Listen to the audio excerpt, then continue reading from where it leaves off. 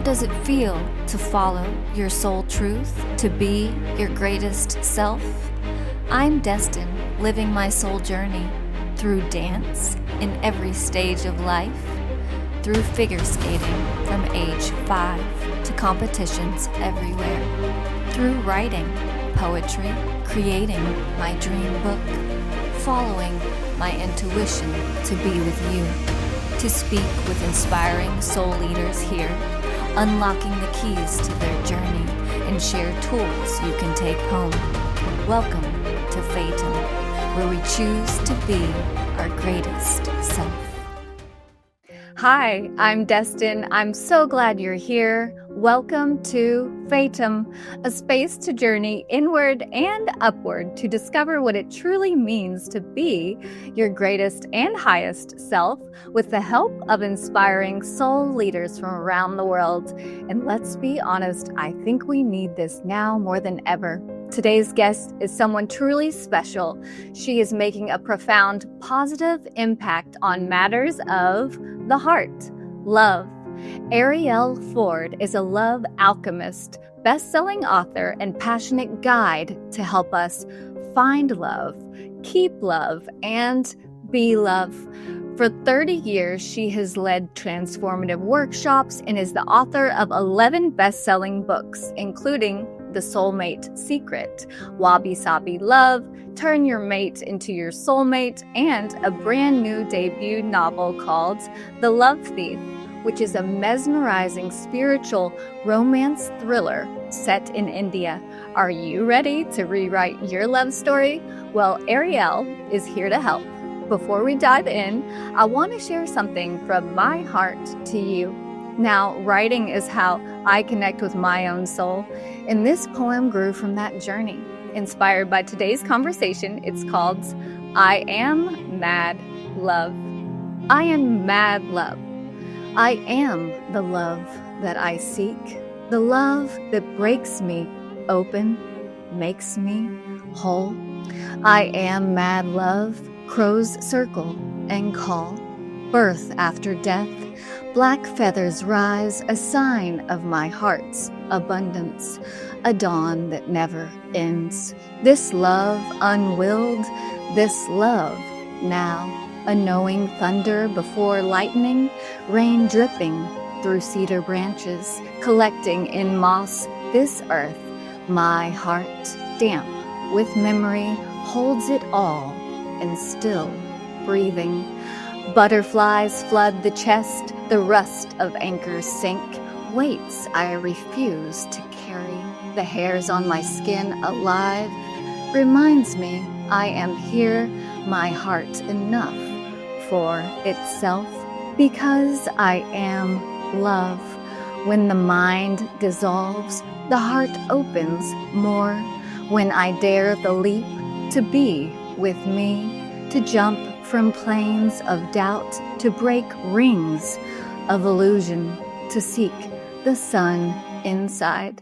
When my soul whispers, just love yourself here in this one breath, to feel the dolphins rise as the sea glistens, to taste all joy in the small things, to live love, fearless enough if the world says no, my love says go, because I am and we are the shadow and the dawn, the crow and the song, the wound and the healing, the breaking and the whole, forever rising as one, together and alone, in mad, mad love. Which brings me to the goddess of love, Arielle Ford.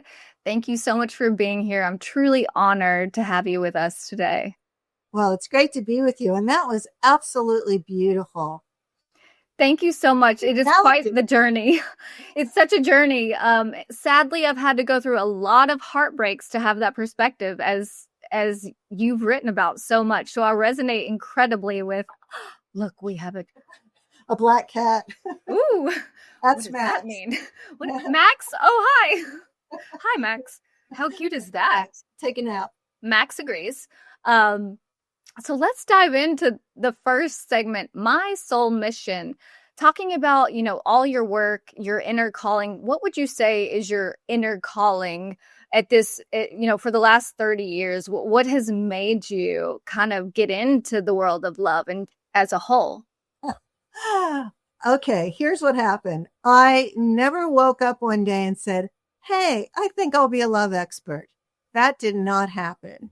What did happen was I woke up one morning when I was 43 years old, and I hadn't even opened my eyes yet. I was just sort of feeling around the bed looking for my prior cat, a 25-pound Maine Coon.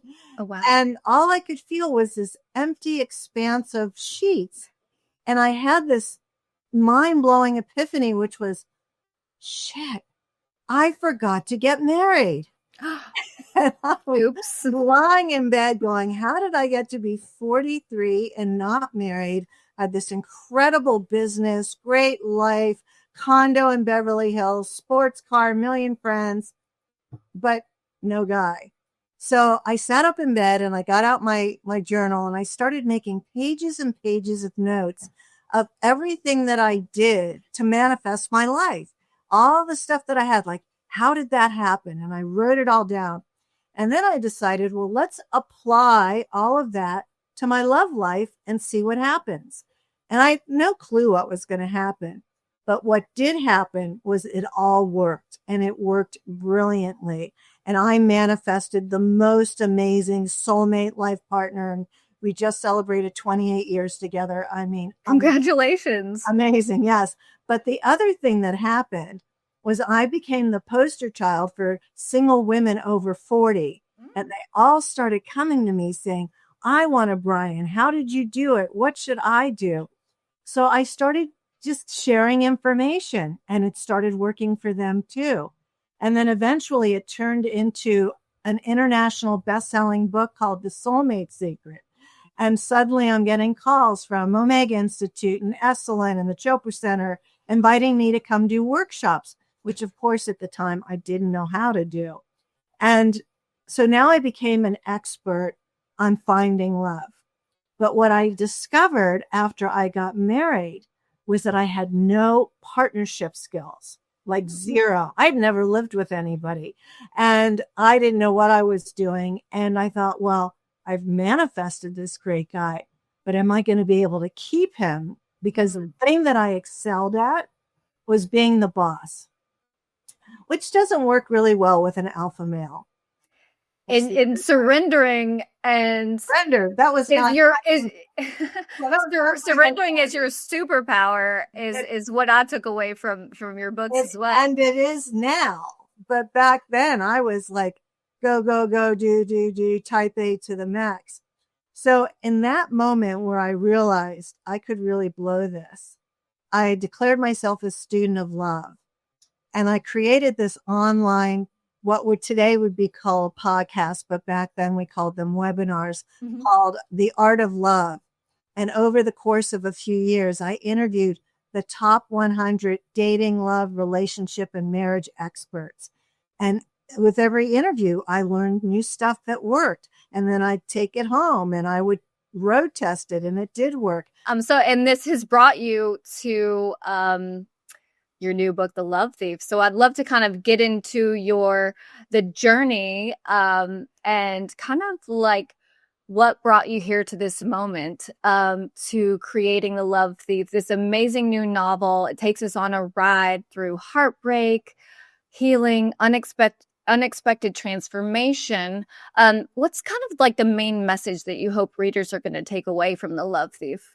Well, previously I had written 11 nonfiction books. So writing a novel wasn't something I had ever considered, but the story came to me in my head like a movie, and it just kept unfolding. And even though I did know how to write fiction and I didn't want to write fiction, I knew on some level I had signed up for this mission. And so the story is a romantic spiritual thriller with a very juicy revenge subplot and a happy surprise ending. And it tells the story of a 38-year-old single woman, tall, blonde, beautiful, successful chef, but her lifelong dream of the white picket fence and Prince Charming and 2 kids and a golden retriever wasn't happening until one day it did happen. And then it turned out Prince Charming was a total schmuck. He broke her heart. He crushed her dreams. He ruined her life. He stole her money. And she was in a place she'd never been before. So we follow Holly's journey, which takes her to India, not for the yoga and meditation of Rishikesh, but to cooking school. She had a job offer, but she first had to learn how to cook Indian comfort food. I must say, one of my favorite parts of the whole book is those Indian recipes you have as surprises as you flip the pages. It makes it so personal.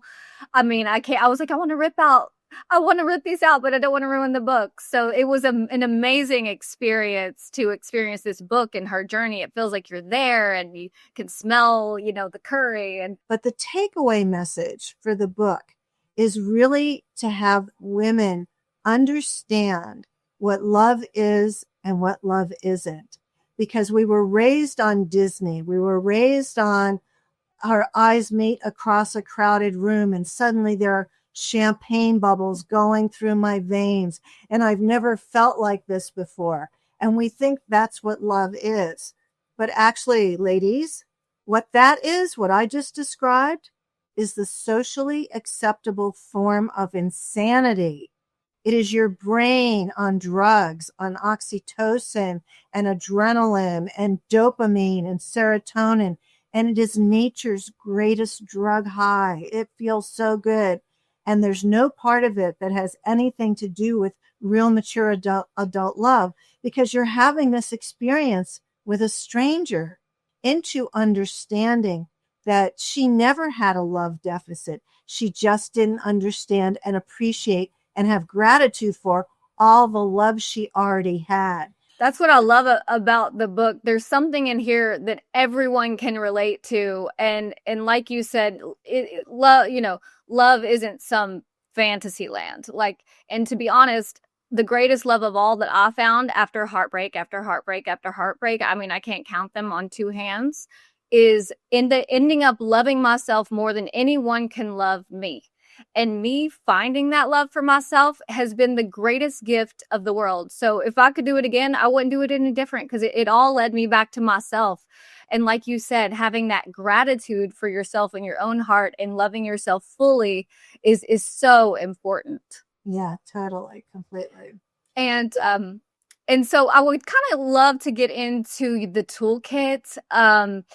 All the tools and resources that you use, you have practiced so much and helped others after helping yourself in the world of love. I have several things that I do. One is a love gratitude process, which I'll share in detail at the end of this talk. The other is an app that has an earpiece to it called Inner Balance by the brilliant people at HeartMath. And what this does is it allows me to see on a screen when my heart is in heart coherence. And there's a process in which to do this. So I do this as a secondary process to fill up my own love tank and to allow me to send out love and healing and strong intention to all my friends and family. And unfortunately, at my age, that list gets longer by the day because more and more people have chronic illnesses or can't wait to look that up. Sounds amazing. HeartMath, the word heart, MATH.com. Brilliant, brilliant work. So I do that. And then, depending on whether or not I'm having any pain or discomfort about something, I also do EFT tapping. And I also use the Sedona method, which I find is brilliant, which is a self-talk, self-healing method. So that's my basic toolkit. I also am a big fan of taking salt baths. Same. To cut cords with anything I've been slimed by. I like lavender baths in the dark at night to calm my system down. I'm a big fan of, walking in nature, breathing in nature. And then, of course, I have 2 cats. So any one-on-one time with one of my cats and having them purr on my chest is like, it's like the hand of God touching you. The energy just, it's so soothing. And I love those tips. It makes me want to just jump into the bath right now with some lavender. And as a relationship expert, what are some red flags that we can look out for those narcissistic Yes, and that's personalities? Highly available to read about in The Love Thief, because the villain, the evil man, who I've been told by readers they hate from page 1. Oh, yeah. Well, the red flags are so obvious to us, the reader, because what a toxic narcissist excels at is they're often good looking, charming, charismatic, and their highest skill is love bombing. And for those of you unfamiliar with the term, love bombing is you meet somebody and they instantly are telling you, where have you been all my life? You're the one I've been looking for. Oh my God, our children are going to be so gorgeous. I can't wait for, to show you off to my friends and family. And, next week, let's go away for the weekend together. I mean, they put everything out on the table up front. F1 speed, you're off, you're running, and you can't catch your breath. And they target specific women. So if you've never been in a relationship with a toxic narcissist, no, I'm not going to say it this way. If you have been in a relationship with a toxic narcissist, what it means is that you're a catch, because they don't go after ordinary women. You have to be special on some level. You have to have something that they want. Now, they're energy vampires. So a lot of times they want your energy. For sure, if you have any assets, they want that too, and they will get it from you, and they want arm candy, and they're not looking for what you're looking for. So, if it feels too good to be true, it is. Right. And if you're not sure, make sure that your closest friends, and if you have a good relationship with your mother, bring them in really early. I love that. And they can tell you the truth, because they'll see what you can't see. Absolutely. Yeah. Thank you. And, let's read through The Love Thief and help identify those signs.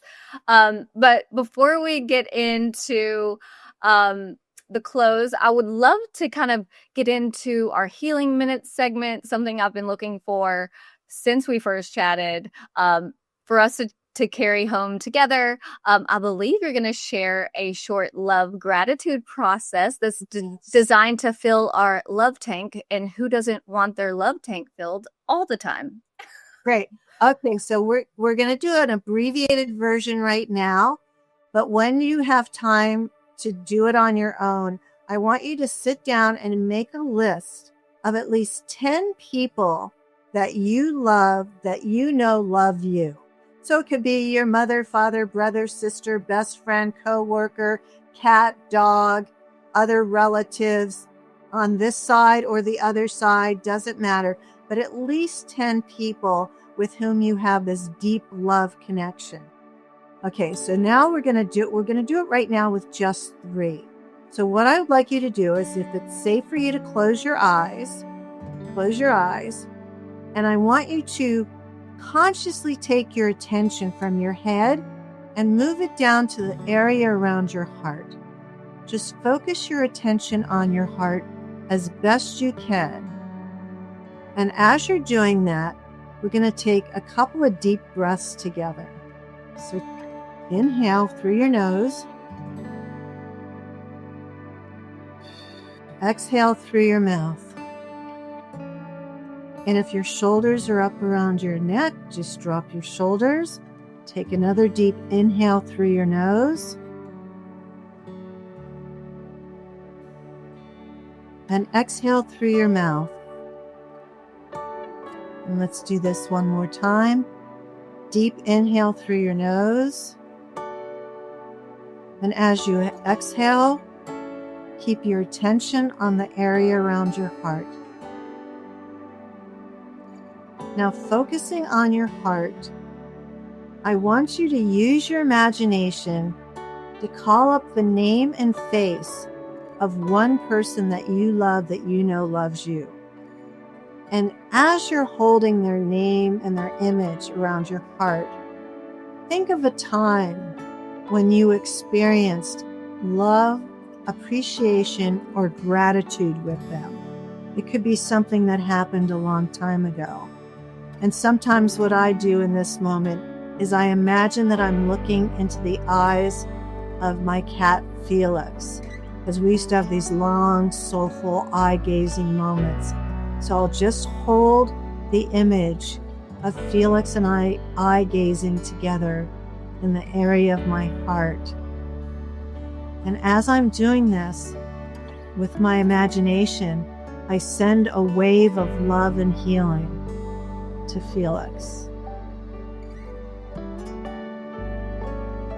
Now, pull up a second person. And as I said, it can be someone here on the planet, on the other side. It could be a pet. Just choose one person that you're confident that you love and they love you. And again, as you're seeing them in the area around your heart, call up a time, a memory, an experience, whether it was this morning or months ago or years ago, and re-experience that connection of love or appreciation or gratitude. And as you're reliving this moment with them, send them a wave of your love and your intention for their happiness. And if they need healing, send them healing. Now, continue to keep your attention on the area around your heart. Call up one last person. And then remember and re-experience a time of deep connection, a time of love or appreciation or gratitude. And just with your attention on your heart and on them, send out this intention of love, happiness, and healing, knowing that as you continue to share love, appreciation, or gratitude, you are filling up your own love tank. And according to the researchers at HeartMath, when you are in coherence, in heart coherence from this state, your electromagnetic field extends out an additional 25 feet from your body. So you, for the rest of your day, will now become a walking embodiment of love. Now take one more long, slow, deep breath. Start to feel the temperature of the air around you. Shake your hands out. Bring your attention back up to your head. Open your eyes and welcome back. That was beautiful. Thank you so much for that experience. And, you know, it's something that we can do every day. How often do you suggest we do that? I would do it every single day.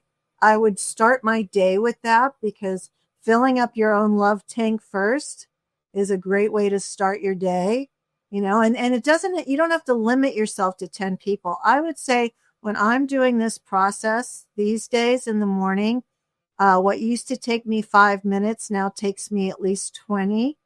And, you know, because I'm sending it to the neighbors. Oh, yeah. You know, I mean, it's going really wide. The love flowing. Yeah, it's going really wide. Thank you for this beautiful experience. Truly appreciate your time and energy and sharing everything with us. And, you know, for all the viewers at home, I'd love for you to continue this journey with Arielle Ford by visiting her website, arielleford.com. We'll put them at the bottom of the screen so you can check out The Love Thief and all of her amazing books. And I believe you have a special trip coming up as well to India that is open to the public. Is that right? Yes. So I've curated a 10-day tour of India where you can go and see all the great highlights of India, but particularly spend 3 days in Rishikesh and follow in Holly's footsteps and actually go and receive some of the healings and experiences that you'll read about in the book. So I know that Destin will be sending you the link to learn more about the Love Thief tour of India. We will include it in the show notes below the screen. Thank you so much for your time today, Arielle. Your work is amazing. We look forward to spreading the love even more after the episode. And just remember, to everyone at home, your path is sacred. Stay true. Stay you. I'm Destin. This is Fatum. Until next time, thank you. Thank you for watching Fatum, where we trust our intuition and be our greatest self. Continue the journey with me on YouTube at Fatum Poetry by Destin and at fatumpoetry.com.